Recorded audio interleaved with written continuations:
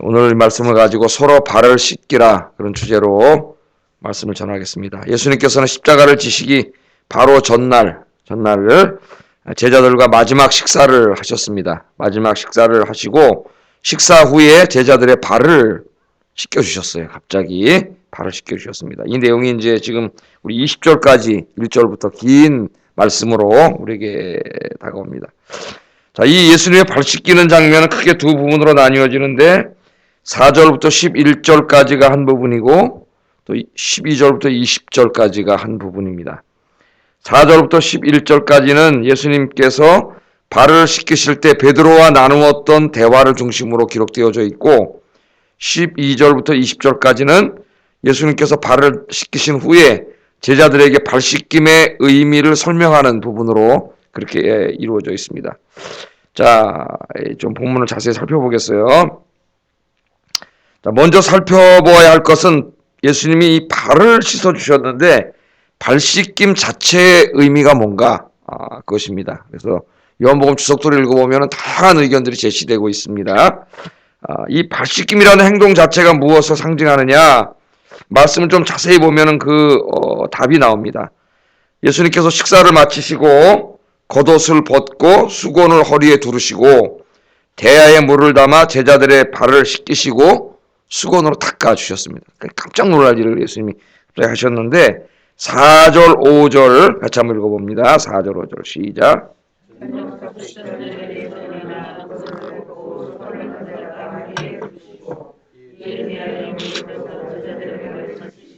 그 두르신 수건으로 닦기를 시작하여 그래서 제자들 쭉 발을 다 닦아주시다가 베드로 차례가 됐습니다.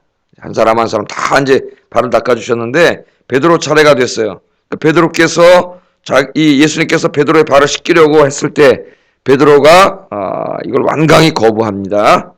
그 내용 6절 8절에 기록되어 있죠. 시몬 베드로가 이르시니 베드로가 이르되 주여 주께서 내 발을 씻기시나이까 예수께서 대답하여 이르시되 내가 하는 것을 네가 지금은 알지 못하나 이후에는 알리라. 베드로가 이르되 내 발을 절대로 씻기지 못하시리이다. 예수께서 대답하시되 내가 너를 씻어주지 아니하면 네가 나와 상관이 없느니라. 이 말씀 속에서 이 발 씻김의 신학적인 의미가 뭔가 이 말씀이 담겨져 있어요. 자, 베드로는 절대로 내 발을 씻을 수 없습니다. 그랬습니다. 왜 그러냐면 유대 사회에서 이 발을 씻겨주는 것은 가장 종 중에서도 가장 낮은 종이 하는 거라 그랬죠. 일반적인 종들도 주인이 바깥에 나갔다 돌아오면 발을 씻겨주지 않습니다. 근데 종 중에서도 가장 천한 종이 이 발을 씻겨주는 일을 하는 거예요. 근데 예수님께서는 내가 너희의 누구냐? 주님이시고 선생님이십니다. 니네 말이 옳다. 내가 너희의 주님이고 주님이라는 말 하나님이라는 말씀이에요. 너희의 선생님. 내가 너희 야훼고 선생님이다. 그러나 내가 야훼이고 선생님이지만은 너희의 발을 씻겨준다. 그러면서 예수님께서 이 발을 씻겨주셨습니다. 근데 이 베드로가 완강하게 거부하니까 예수님께서 뭐라고 말씀을 하셨어요? 두 가지 말씀을 하시는데 첫째는 이 행위를 지금은 알지 못하지만 나중에는 알게 될 거다. 그렇게 얘기를 해요. 7절 한번 읽어보겠습니다. 시작.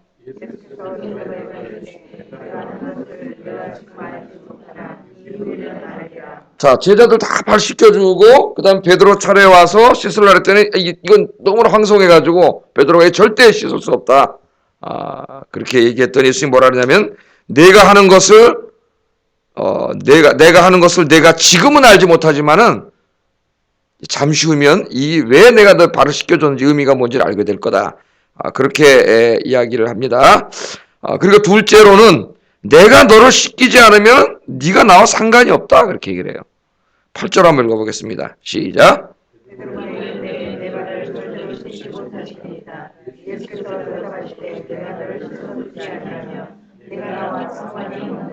예, 지금 이 첫 번째 말씀 내가 하는 것을 내가 지금은 이해하지 못하나 그렇게 예수님께서 말씀하신 것으로 봐서 지금 예수님의 발 씻김의 의미는 유대 사회에서 종들이 발을 씻었던 일반적인 의미가 아님을 알 수가 있어요. 그걸 넘어서는 이야기임을.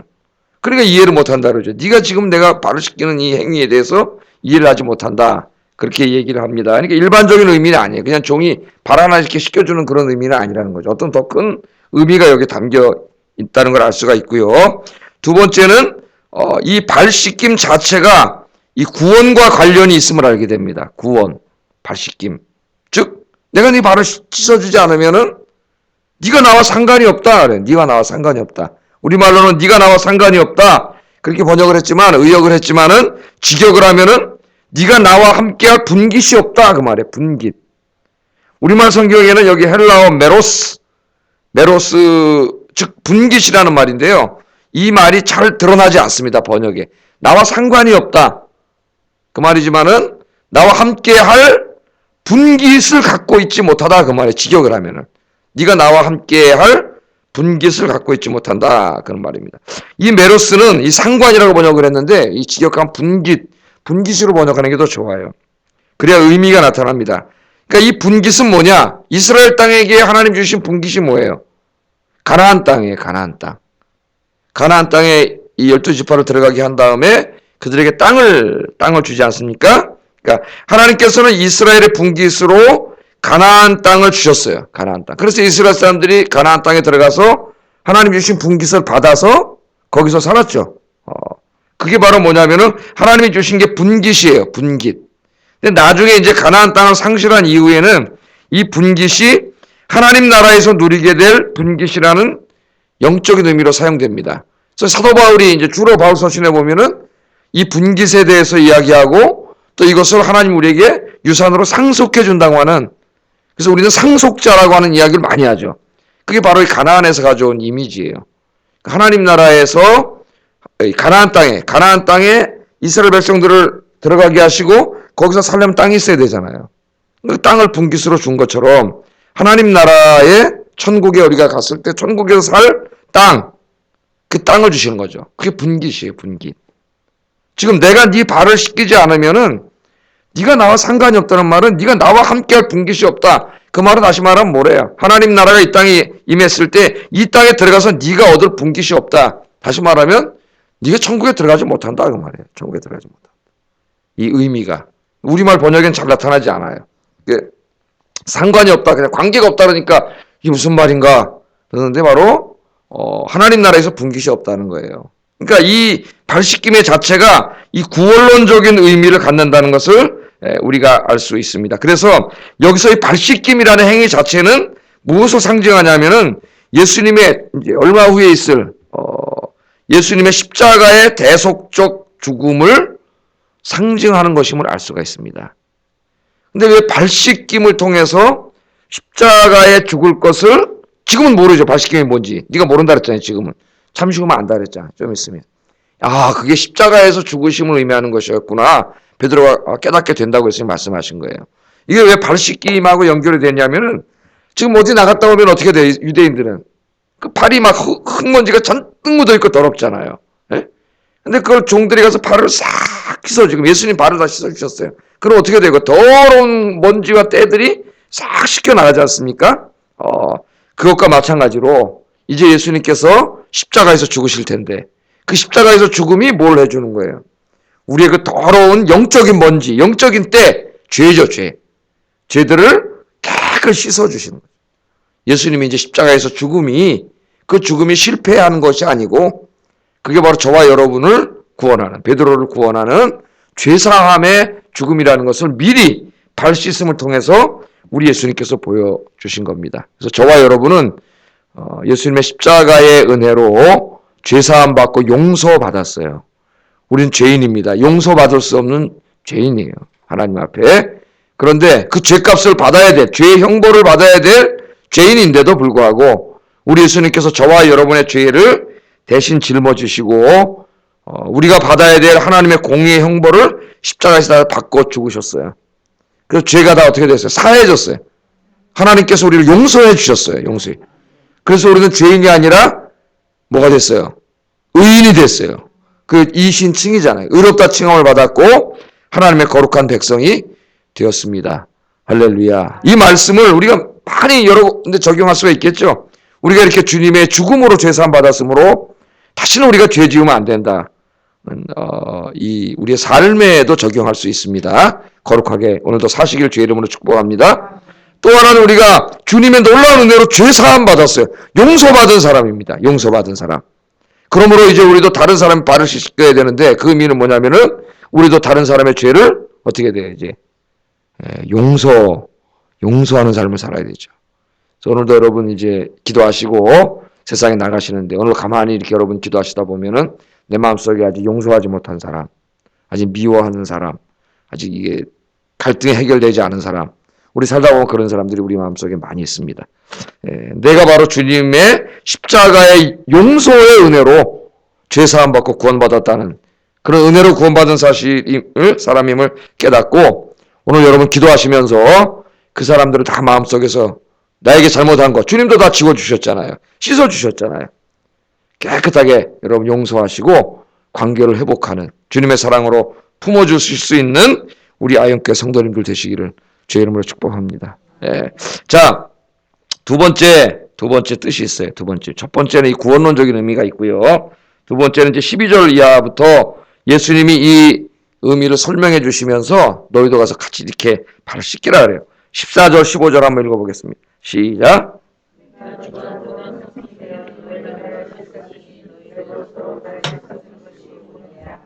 내가 너희에게 행한 것 같이 너희도 행하게 하려 하여 본을 보였노라. 아멘. 내가 너희에게 뭐가 됐다고요? 주와 선생이다. 주님, 내가 너희의 야훼고 너의 선생인데 종도 안 시켜주는, 종도 제일 낮은 종이 발 시켜주는 건데 내가 주와 선생이 되어서 너희의 발을 씻겼다는 거예요. 그러니까 선생님이 이건 말도 안 되는 일이죠. 그 베드로가 맨 처음 못하게 한 거예요. 선생님이 돼서 주님이 돼서 이 제자들의 발을 씻겼는데 이렇게 내가 너희에게 주와 선생이 돼서 가장 낮은 자세로 겸손한 자세로 너희의 발을 씻긴 것처럼 그렇게 발을 씻겨서 너희를 섬기고 사랑한 것처럼 어떻게 하라고요? 너희도 행하게 하려고 너희도 다른 사람에게 너희가 그렇게 실천하도록 행하게 하려고 내가 뭘 보였다고요? 본을 보였다는 거예요. 그래서 이 발 씻김의 의미는 첫째는 구원론적인 의미, 죄사함의 의미가 있고요. 두 번째는 이런 구원론적인 의미만이 아니라 제자도의 의미가 있습니다. 그리스도인의 삶의 방식을 가르쳐 주는 거예요. 삶의 방식. 그리스도인의 삶의 방식은 뭐예요? 다른 사람의 발을 씻겨줌이에요. 발을 씻겨주려면 무릎을 굽혀야 됩니다. 그리고 더러운 발을 만져야 돼요. 그래서 종 중에서도 가장 낮은 종이 하는 거예요. 그런데 우리 그리스도인들은 누가 해요? 내가 선생이 되고 내가 주가 되고 내가 굉장히 높은 지위에 있고 내가 돈도 많이 벌고 공부도 많이 하고 내가 굉장히 세상 사람 물어볼 만한 걸 다 갖고 있다 할지라도 우리 그리스도인들은 자기가 이렇게 목을 뻣뻣하게 하고 대접받으려고 하고 살면 안 되고 그리스도인들은 어떻게 돼요? 우리 주님이 되시고 선생님이 되신 예수님께서 무릎을 꿇고 제자들의 발을 씻기신 것처럼 우리들도 다른 사람들의 발을 씻겨줘야 된다는. 발을 씻긴다는 게 뭐예요? 낮은 자세로 다른 사람을 섬기는 거죠. 겸손하게 섬기는 거예요. 섬기면서 사랑하는 거예요. 사랑하지 않은 발을 씻을 수가 없어요. 겸손하게 낮은 자세로 우리가 다른 사람을 섬기고 사랑하는 겁니다. 현대 사람들의 특징이 뭐냐면 자기주장이에요. 그래서 이 서점에 가서 책을 읽으면 자기를 사랑하고 자기를 주장하고 자기를 실현하고 자기를 개발하고 다 이런 책들이에요. 심리학 책들도 보면 다 그 중심이 뭐냐면 나입니다. 나의 행복을 위해서 내가 어떻게 살아야 되느냐 거기에 대해서 가르쳐줘요. 다 그 자기 중심이에요. 자기 중심. 나야 나. 이렇게 가르쳐줘요. 그래서 이 폴 트루니의 치유라는 책을 보면은 이 현대 사회의 이 현대인들의 그 질병, 현대 정신의 잘못된 뚜렷한 특징을 우리에게 잘 보여주는데 그 현대 사회의 가장 뚜렷한 특징 중에 하나가 이 지독한 개인주의입니다. 개인주의. 현대의 정신은 자기의 권리를 옹호하고 자기의 주장을 내세우고, 그죠? 자기의 이익을 챙기고 자기의 뜻을 관철시키는 사람들이 유능한 사람들이라고 부축입니다. 그런 사람들이 유능한 사람이에요. 사회가 민주화되면서 자기의 권리를 주장하는 문화가 점점 우리 사회에도 뿌리를 내리고 있습니다. 우리가 신문과 방송, 뉴스, 인터넷 이런 것들을 보면 온통 사람들이 자기 권리를 주장하는 사람들의 이야기, 이런 사람들 가득 차 있어요. 모든 사람들이 다 자기 권리를 주장해요. 자기 권리를. 노동자들이 자기 권리를 주장하고, 공무원들이 자기 권리를 주장하고, 교사들이 자기 권리를 주장하고, 의사들도 자기 권리를 주장합니다. 심지어는 한 사람의 개인도 1인 시위를 하잖아요, 요새는. 그죠? 1인 시위를 통해서 자기의 권리를 주장해요. 현대인들은 끊임없이 뭔가 자기를 위하여 끊임없이 요구하고 무엇인가를 끊임없이 사회에 요구합니다. 그러나 여러분, 우리가 잘 보세요. 이 사람들이 자기의 권리를 주장할 때는 전혀 다른 사람들은 생각하지 않습니다. 대기업 노동자들이 장시간 파업을 하면 하청업체인 중소기업 노동자들은 엄청난 고통을 당합니다. 생계 위협을 받아요. 지하철 노동자들이 파업을 하면 무고한 시민들이 피해를 받습니다. 선생님들이 파업을 하면 아이들의 교육이 무너집니다. 의사들이 파업을 하면 환자들이 고통을 당합니다. 그런데도 사람들은 파업을 합니다. 하잖아요. 해요. 자기만 행복하면 다른 사람이야 피해를 보든 말든 상관없다는 태도로 모든 사람들이 살아가고 자기가 다 정의고 옳다고 생각을 해요. 끊임없이 자기의 주장과 자기 요구를 관철시키려는 태도를 가지고 있는 한 이 사회의 문제는 결코 해결되지 못합니다. 우리 사회. 지금 보세요. 우리 사회 나가서 다 자기 주장하는 사람 피켓 들고 텐트 치고 다 그러고 있어요. 요구는 또 다른 요구를 낳고 불평은 또 다른 불평을 낳습니다. 요구한다고 해결이 되나요? 불평한다고 해결이 되나요? 해결되지 않아요. 요구는 또 다른 요구를 낳고 불평은 또 다른 불평을 낳아요. 결국 요구와 불평이 지배하는 사회는 파멸의 길을 걷게 됩니다. 가정도 교회도 우리 사회도 다 마찬가지예요. 이와 반대로 이러한 현대 정신, 자기를 끊임없이 주장하고 자기 요구하고 이 현대 정신이에요. 그러나 이러한 현대 정신과 반대로 기독교 정신은 자기를 주장하지 않습니다. 예수님이 뭐라 그랬어요? 나를 따라오려면 자기를 부인하고 자기 이익과 자기 영광과 자기 욕구를 주장하지 않아요. 예수님은 그렇게 살지 말라 그랬어요. 자기를 부인하라 그랬어요. 우리 그리스도인들은 자기가 받고 있는 과분한 은혜에 감사하는 사람들이에요.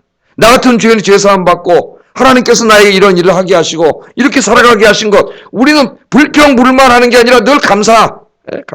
하나님 나에게 과분한 은혜를 주셨다. 그렇게 우리는 생각하며 살아갑니다. 자기를 내세우고 자기의 권리를 주장하고 끊임없이 요구하는 대신 다른 사람들을 생각하고 우리는 오히려 다른 사람들의 고통에 귀를 기울여야 합니다. 진정한 그리스도인은 자기 권리를 주장하고 다른 사람들 위에 군림하려고 하는 대신 자기를 부인하고 낮은 자세로 다른 사람을 섬깁니다. 불평불만하기보다는 하나님이 주신 과분한 은혜를 기억하면서 늘 감사하면서 살아요. 그러니까 기독교인이 어떻게 살아야 되는가를 오늘 말씀이 우리에게 보여줍니다. 우리 인간의 사회가 구원받는 길은 자기 요구와 주장을 끊임없이 부추기는 현대 정신에서 해방돼야 됩니다. 근데 사회가 민주화될수록 점점 더 이런 것이 심해져요. 그런 갈등과 분열과 파멸밖에 없어요. 다 자기 주장만 해. 자기를 하지 않으면서 자기가 주장하려고 하는 그 일이 다른 사람에게 얼마나 큰 고통을 주고 있는지 생각하지 않습니다. 자기가 자기 주장하면서 그렇게 집단을 모여서 한 장소를 점령하고 파업을 하면은 그것 때문에 얼마나 많은 사람들이 고통을 당하고 어려움을 당하는지는 전혀 생각하지 않아요. 내 욕구만 해결되고 나만 행복해지면 그냥 다예요. 그러면서 자기가 피대를 높이고 얼굴을 시뻘겋게 하면서 소리를 지르면서 때로는 막 물리적인 힘을 사용하면서 집단의 힘을 사용하면서 자기 주장을 관철시키고 자기가 옳다고 그렇게 얘기합니다. 그렇게 하는 한 이 사회는 사회 문제 해결되지 않습니다. 우리 그리스도인들이 이런 사회 속에서 다른 사람들을 사랑하고 섬기는 삶을 살 때 우리 사회와 가정과 교회가 치유되고 변화되는 줄로 믿습니다. 그래서 여러분, 우리는 정말 하나님의 과분한 은혜로 살고 있는 사람이다. 맞습니까, 여러분? 네, 그런 불평불만하지 않습니다.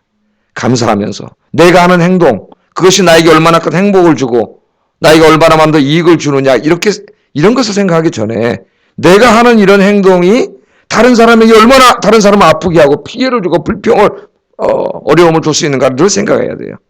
자기를 주장하기보다는 자기 권리, 자기 욕구 이런 거 주장하기보다는 겸손하게 무릎을 꿇고 감사하면서 우리의 이웃들을 발을 씻기고 섬기는, 사랑으로 섬기는 삶을 오늘 하루도 살아가시는 여러분 되기를 주의 이름으로 축복합니다. 기도하겠습니다. 말씀을 생각하면서 기도하겠습니다. 우리는 예수님의 십자가의 은혜로 죄사함 받아 용서받아 하나님의 거룩한 백성이 되었습니다. 하나님 오늘도 죄를 멀리하게 하시고 특별히 주님이 나의 죄를 용서해 주신 것처럼 오늘날도 내 마음속에 용서하지 못한 그 사람 기도하겠습니다. 용서하게 해주세요. 주님이 나의 발을 씻겨주신 것처럼 내 더러운 죄를 씻어주신 것처럼 나도 그 사람의 죄를 용서하게 해주세요. 첫 번째 이 기도 우리 중요한 기도예요.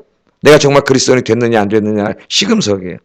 두 번째는 나를 주장하고 내 욕구를 관철시키고 내 이익을 챙기고 다른 사람이 어떻게 되든 말든 그렇게 살아가는 현대 정신을 거부하고 하나님의 과분한 은혜를 받은 것에 대해서 감사하면서 무릎을 꿇고 겸손하게 다른 사람을 섬기고 사랑하면서 나보다는 다른 사람들을 생각하면서 살아가는 진짜 그리스도인이 되게 해주세요. 우리 같이 기도하겠습니다. 사랑하는